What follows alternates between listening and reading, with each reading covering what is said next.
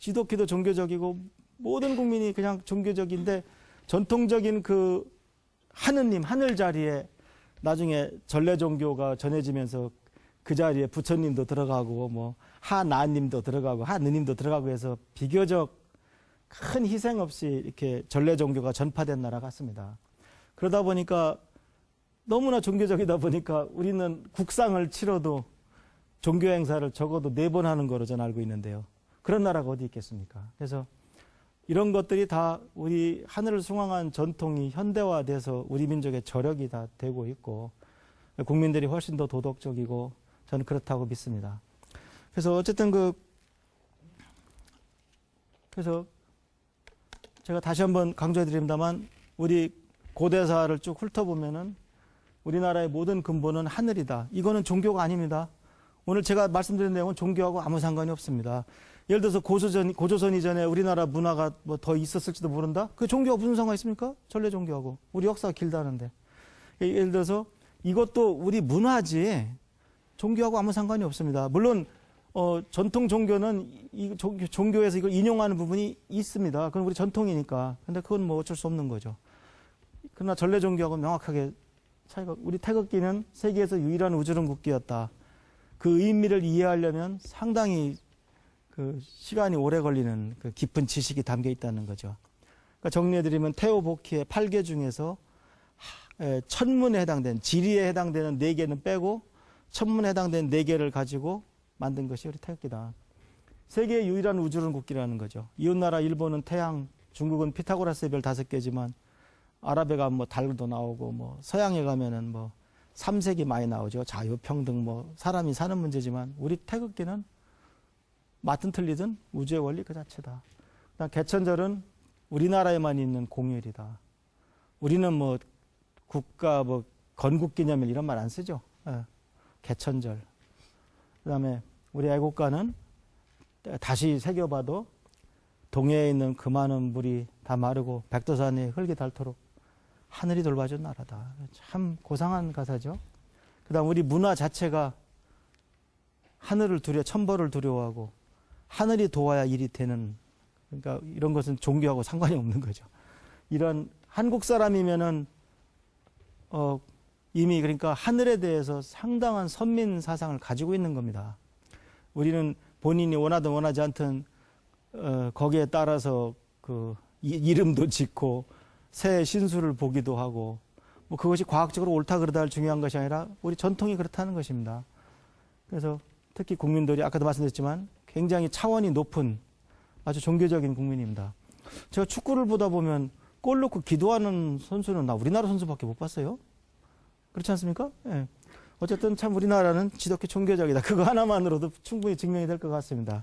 그 다음에 우리 북반구에서 제일 눈에 뚜렷이 보이는 북두칠성은 우리한테는 거의 종교적인 존재였다. 그래서 옛날 어머니들이 정한수 떠놓고 북쪽을 향해서 빌은 것도 바로 이 북두칠성 쪽을 향해 빌은 것이다. 오늘날 칠선녀도 다 북두칠성의 그 다른 모습이다. 혼이다. 그 다음에 북두칠성 신선이 점지해야 태어나고 죽으면 칠성판 깔고 이승에서 저승으로 건너가는 게 우리 민족이다.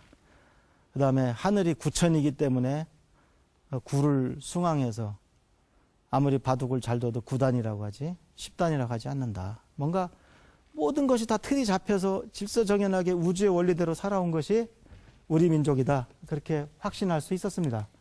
그 다음에 우리는 지금도 마치 미신처럼 보이지만 이건 종교 행사도 아니고 엄연히 지방자치단체에서 태백시에서 하는 천재, 하늘의 제를 지내는 우리 행사입니다. 그 천재에서 결국 들고 있는 깃발들이 뭐냐? 결국은 삼조고가 들어있는 태양, 해와 토끼가 들어있는 달과 그 다음에 윷놀이 말판과 똑같은 28개 28수 별자리, 그걸 들고서 우리가 하늘에 우리 민족의 안녕을 기원하고 제를 지내고 있다. 그런 얘기를 쭉 했습니다. 그래서 이러한 전통이 예를 들어서 우리 국민들이 옛날부터 노래하기를 좋아하고 그랬다. 그 전통은 오늘날 노래방에 남아있잖아요. 기계화돼서 노래방 번성하고 있죠. 근데 하늘을 숭앙한 전통은 지금 거의 다 사라졌습니다. 그래서 이러한 전통이 사라지다 보니까 내 나라가 소중한 줄도 모르고 내 나라를 애국해야 될 이유도 점점 없어지고 있는 겁니다.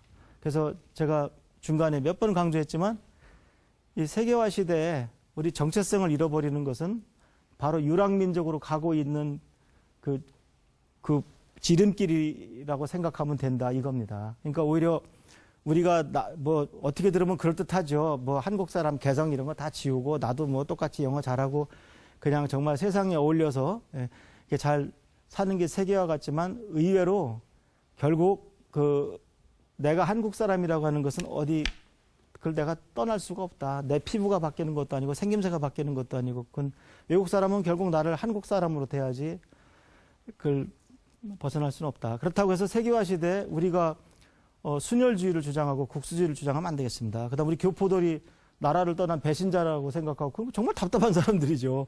세계화 시대에는 오히려 우리나라 사람들이 많이 퍼져 살수록 더 좋은 거죠. 다만 그 사람들이 자기가 한국 사람이라는 그 자부감을 가지고 있고 우리 당당하게 예를 들어서 미국에서는 코리안 아메리칸으로 당당하게 살 수 있을 때 그것이 우리가 세계화 시대를 사는 자세가 되겠죠.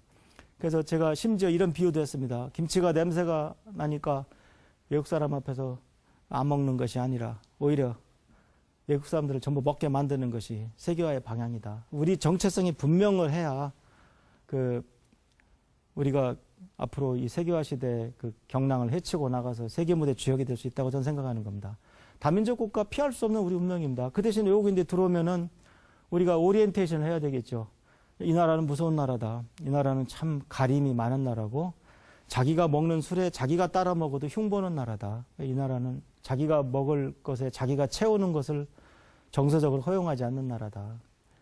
이 나라는 참 정이 깊은 나라다. 술 먹고 한 차례 끝나도 기어코 붙들고 두 번째, 세 번째 가는 나라다. 그게 뭐 꼭 바람직하다. 그건 전 뭐 그렇게 말은 안 하겠습니다. 그러나 어쨌든 우리의 그 뿌리에 깔려 있는 우리 한국인의 그 특징을 지금까지 이렇게 하늘 역사와 이렇게 그걸 밑에 바탕에 깔고 그 생각을 하게 되면 모든 것이 답이 명확하게 나옵니다.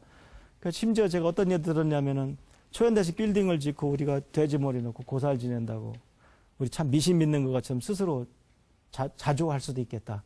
그건 아니다. 엄연히 돼지머리가 등장하는 것은 제천행사다. 예. 하늘에 빌지 않고는 직성이 풀리지 않는 이 지독한 종교적 특성의 하나의 표현형이다. 그래서 뭐 저도 뭐 돼지머리가 과학적으로 효과가 있다고 생각 안 합니다. 그러나 그것이 그렇게 창피해야 할 일은 아니다. 서양의 술은 뭐 오크통에 담아놓고 오래될수록 좋은 거 아닙니까? 찔끔찔끔 꺼내 먹지 않습니까? 근데 우리 막걸리 같은 술은 여름에 담그면 오늘을 안 먹으면 다 쉬어요. 그러니까 우리는 술떡이 빌 때까지 술 문화가 안 끝나요. 그러니까 그리고 술이 익은 날은 그날하고 하루 이틀밖에 못 먹어요. 지나면 쉬어서 못 먹어요.